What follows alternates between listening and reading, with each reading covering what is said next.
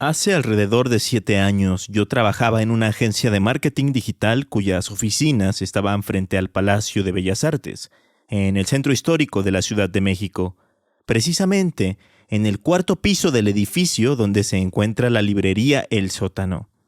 Entonces, lo que yo hacía para llegar diariamente a mi laburo era bajarme en la estación Hidalgo de la línea 3 y caminar toda la Alameda Central. De este modo, hacía un poco de actividad física y, de paso, me evitaba hacer el transbordo hacia la línea 2 del metro. Por la tarde, cuando finalizaba mi jornada, hacía exactamente el mismo camino de regreso. En una de esas tantas caminatas, mientras pasaba más o menos a la altura del Museo Mural Diego Rivera, me llamó la atención una pequeña placa colocada en la pared, misma que rezaba lo siguiente: frente a este lugar estuvo el quemadero de la Santa Inquisición de 1576 a 1771. Es decir, que en ese lugar tan transitado diariamente, en plena Alameda Central, cientos de años atrás, se realizaban terribles actividades relacionadas con el Santo Oficio. Y muchas personas ni siquiera lo sabían, o ni siquiera lo saben, pues es algo que pasa desapercibido, porque muchas veces nuestra rutina y nuestro ritmo de vida no nos permiten detenernos en cada esquina para observar y descubrir secretos urbanos como ese y como muchos otros que existen en nuestras ciudades. A través de los años, muchas leyendas urbanas, históricas y de terror le han dado la identidad cultural a México. Semana a semana, haremos un recorrido por todas ellas. Esto es Leyenda Urbana MX con Ismael Méndez.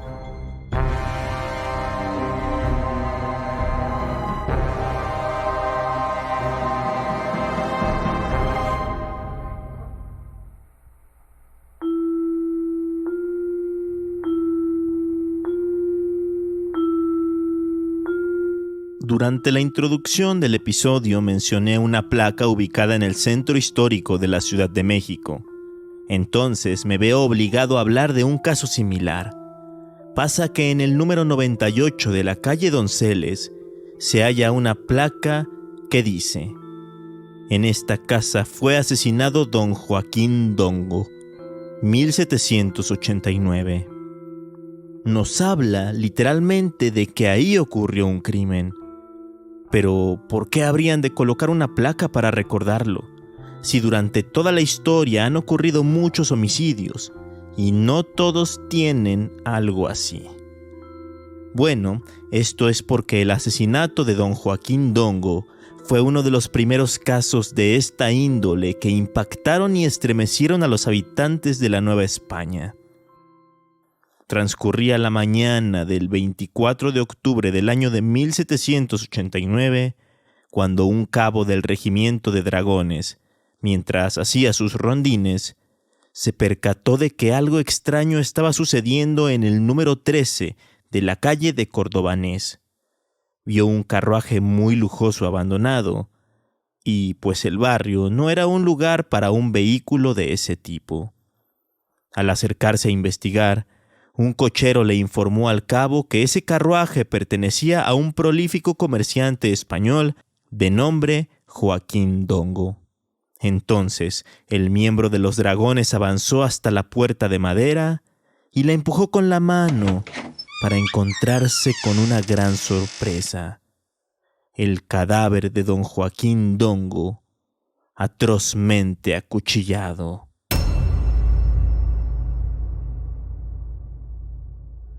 Después del dantesco descubrimiento hecho por el cabo, fue llamado el alcalde del barrio a lo que actualmente es la calle de Donceles. Tras entrar e indagar a profundidad en la propiedad, se hallaron en las habitaciones, además del comerciante, a su tesorero y a otros 9 sirvientes, despedazados a machetazos y revolcados en su propia sangre. Entre ellos estaba su lacayo, el cochero, los 2 porteros, un indio mensajero, un primo del comerciante, la cocinera, la lavandera y, según las crónicas, hasta la mascota. Por si todo esto fuera poco, todos los baúles de la casa parecían haber sido esculcados y se calcula que el robo ascendía a unos 20,000 pesos, toda una fortuna para esa época. La calle se llenó de gritos y de angustia cuando fueron sacados los cadáveres de la casona. Sin embargo, no había rastro alguno de los culpables, no había pistas acerca de los asesinos, pues nunca nadie vio entrar o salir a alguien de la casa. En ese tiempo, el virrey Juan Vicente de Güemes, segundo conde de Revillagigedo, acababa de empezar su mandato en la Nueva España y estaba dispuesto a ponerla en orden. Es por eso que dispuso de todos los recursos necesarios para que se encontrara a los culpables de la masacre más grande que se había visto en el México colonial hasta ese entonces. Las autoridades hablaron con diferentes personas y especialistas para tratar de conocer el paradero de los misteriosos asesinos, pero no daban con ninguna pista real. Sin embargo, unos días después de haber iniciado con las investigaciones, un informante anónimo dio aviso de que vio discutir a un joyero de nombre Raúl Blasio con otro sujeto, quien llevaba una cinta en el cabello en la que brillaba una gota de sangre. En cuanto recibieron el informe, las autoridades fueron por el joyero a su local establecido en la cercana calle de Plateros, hoy Francisco y Madero. Raúl, el joyero, les comentó que el otro hombre era Felipe Aldama, un español que vivía de la caridad de sus amigos, ya que se encontraba sin trabajo. Cuando arrestaron a Felipe Aldama, encontraron en su sombrero y en su capa manchas de sangre. Además, tenía un cinturón con las iniciales JD. ¿Joaquín Dongo? Justo después, arrestaron a 2 de sus amigos, José Joaquín Blanco y Baltasar Ávila Quintero. Tras más investigaciones, las autoridades registraron la casa de ese tercer hombre, y aquí es donde se esclareció todo, pues se encontraron bajo las vigas del suelo varios sacos y bolsas, y en ellas nada más y nada menos que 21,600 pesos en monedas de plata, por lo que no les quedó más remedio que confesar todo.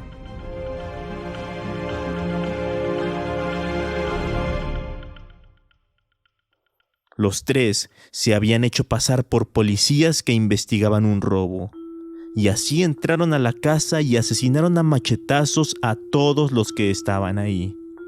Después, se sentaron en el patio a esperar la llegada de don Joaquín, y a su arribo, hicieron lo propio con él. Ya muerto, le arrancaron el cinturón y su reloj de oro. Luego, forzaron los baúles y saquearon su contenido, para después huir. Cerca de la medianoche, el grupo de criminales se separó. Con este testimonio y todas las pruebas recabadas, estaba más que claro que eran culpables. Así que el 7 de noviembre de 1789, Aldama, Ávila y Blanco fueron ejecutados en una plaza pública. Además, se les cortaron las manos y las expusieron en el lugar del crimen, puesto que en aquella época así es como se advertía lo que le pasaba a los ladrones. Ahora bien, como en todo crimen de este tipo, hay una parte más macabra y escabrosa, pues luego de un tiempo se empezaron a contar sucesos paranormales sobre este sitio. Los habitantes de lo que hoy es la calle de Donceles número 98 aseguran que en las noches más oscuras y especialmente la noche del 24 de octubre, se puede ver a don Joaquín Dongo rondando por la calle entre Brasil y Argentina. Dicen que se para a unos metros de la que fuera su casa y se queda esperando toda la noche, como si se encontrara vigilando el lugar, lo que fuera su antigua propiedad. Otra de las cosas que se cuentan es que el señor Joaquín había hecho un pacto con el diablo para generar su enorme fortuna, y por tal motivo pagó esa oscura deuda con su propia vida y la de su familia.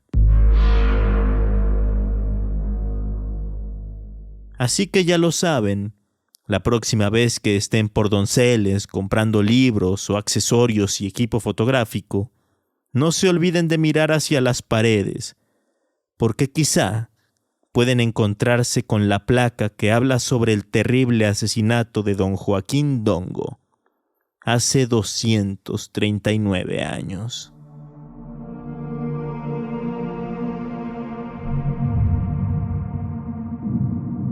A diferencia de los dos ejemplos anteriores, existen algunos secretos urbanos que pueden pasar más desapercibidos porque no hay ninguna placa que hable de ellos y solo podemos encontrar algún elemento relacionado.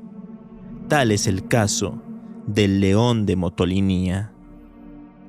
En la esquina de Motolinía y Madero se puede observar la cabeza de un león en piedra que sobresale de las paredes. Un león que luce ya un tanto deteriorado y que a simple vista parece un adorno. Sin embargo, detrás de él hay una increíble historia, porque ese león está relacionado con una tragedia. Está relacionado con la mayor inundación que ha sufrido la Ciudad de México en su historia. ¿Por qué? Ahora lo descubriremos.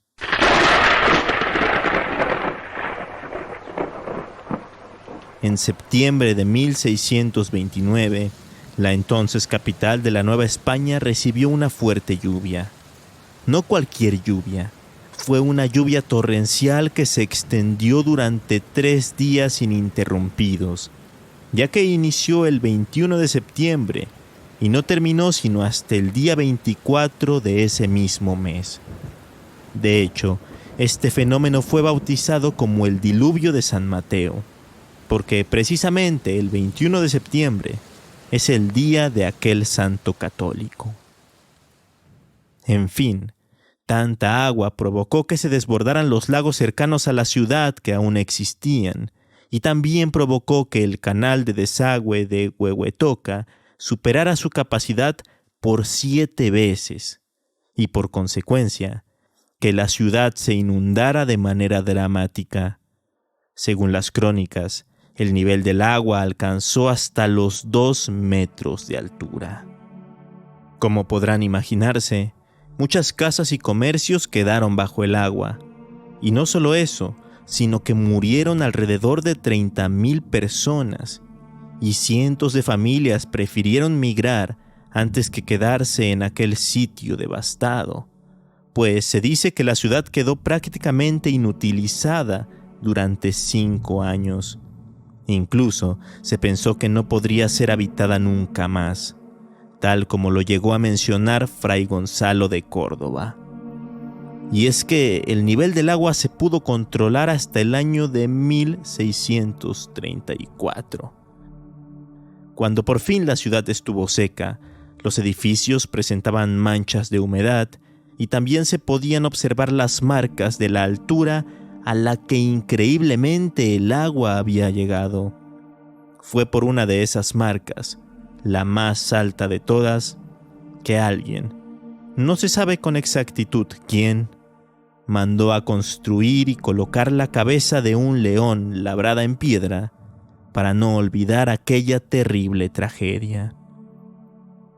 En resumen, ese león que está desde hace siglos vigilando inmóvil en la esquina de Madero y Motolinía, ese león es quien nos señala lo devastadora que fue aquella inundación y quien nos recuerda que en algún momento la Ciudad de México recuperó su forma original y volvió a ser un lago. Y bueno, aunque hace unos minutos les mencioné que no había una placa sobre lo sucedido, sí que existe una, pero está en otro sitio, en el Templo de la Profesa o de San José del Real, ubicado en la calle de Isabel la Católica, misma en la que se puede leer lo siguiente. Entre 1579 y 1610 se construyó en este sitio el templo jesuita que fue destruido por la inundación de 1629.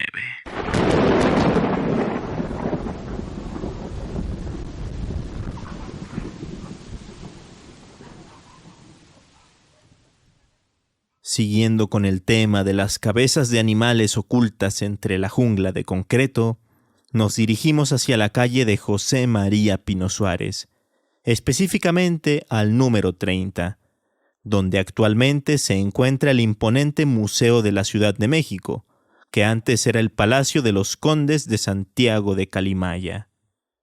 Si observamos con atención ese edificio, nos podemos dar cuenta de que en una de las esquinas, la que da a la calle República del Salvador, en la parte de abajo sobresale lo que parece ser la cabeza de una serpiente, un elemento importantísimo para los antiguos mexicas.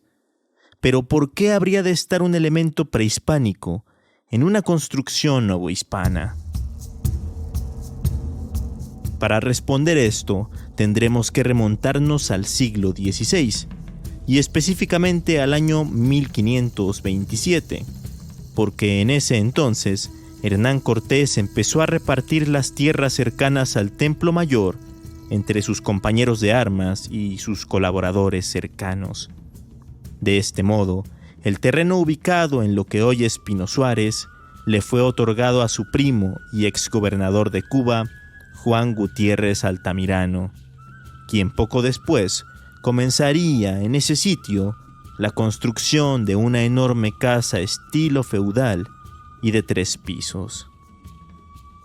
Las siguientes generaciones de la familia Altamirano fueron muy pero que muy prósperas y tuvieron un gran auge económico, por lo que por allá del 1777 decidieron remodelar, o más bien reconstruir el edificio por completo, por lo que prácticamente se terminó derribando la construcción original de Juan Gutiérrez. Y fue en ese momento en el que se dieron cuenta que había sido edificado sobre restos arqueológicos mexicas, puesto que hallaron la cabeza de una serpiente tallada en piedra. Muchos piensan que no se trata de cualquier serpiente, sino de una representación de la serpiente emplumada, es decir, del mismísimo Quetzalcóatl.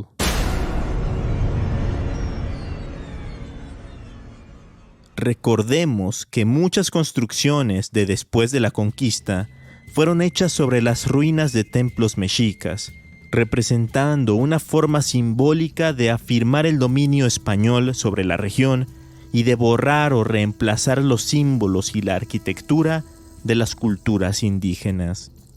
No obstante, durante la rehabilitación del edificio, los encargados de ello en esos años decidieron no destruir la serpiente ni ocultarla entre los muros. Al contrario, decidieron fusionarla y preservarla como patrimonio cultural prehispánico.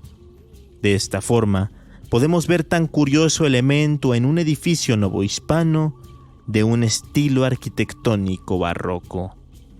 De hecho, siglos después, ya en el año 1931, el edificio fue reconocido como Patrimonio Nacional y luego, en 1960, el Departamento del Distrito Federal decretó que el inmueble se convertiría en la sede del Museo de la Ciudad de México.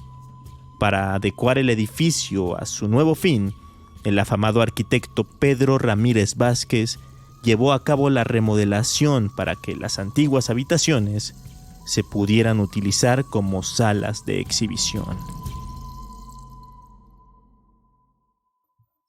En este punto yo me pregunto, ¿cuántas veces han pasado por la calle de Pino Suárez o República del Salvador sin advertir que a un lado de ustedes hay un vestigio prehispánico tan importante?